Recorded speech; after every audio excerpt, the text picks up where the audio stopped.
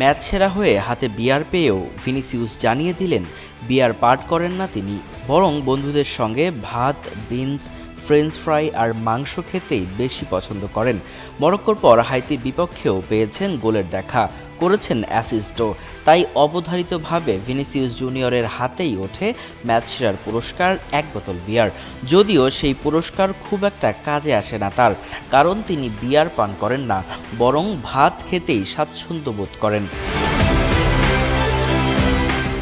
Philadelphia স্টেডিয়ামে ভিনিসিউসের গোলটি আসে প্রথমার্ধের যোগ করা সময়ের ৩য় মিনিটে।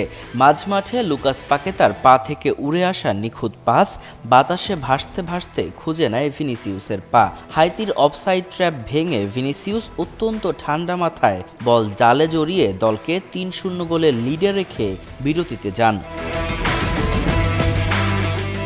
প্রতিপক্ষ ডিফেন্ডারদের নিজের দুপায়ের জাদুতে নাস্তানাবুদ করা ভিনি মাঠের বাইরে নিজের বন্ধুদের আড্ডায় আর ৫টা সাধারণ মানুষের মতোই ভাত মাংস খেয়েই তৃপ্ত হন।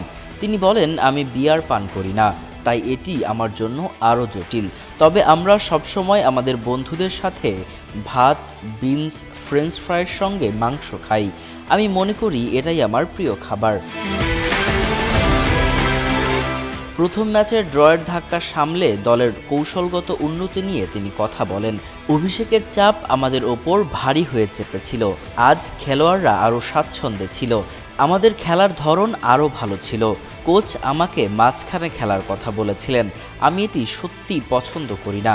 তবে যখনই আমি মাঝখানে খেলি তখনই গোল করি। আমি জানি একথা আমি আবারও শুনব এবং আমাকে আরও প্রায়ই মাঝখানে খেলতে হবে। এবারের বিশ্বকাপে এটি ভিনিসিউসের দ্বিতীয় গোল। এর আগে মরক্কোর বিপক্ষের ম্যাচেও গোল করেছিলেন তিনি।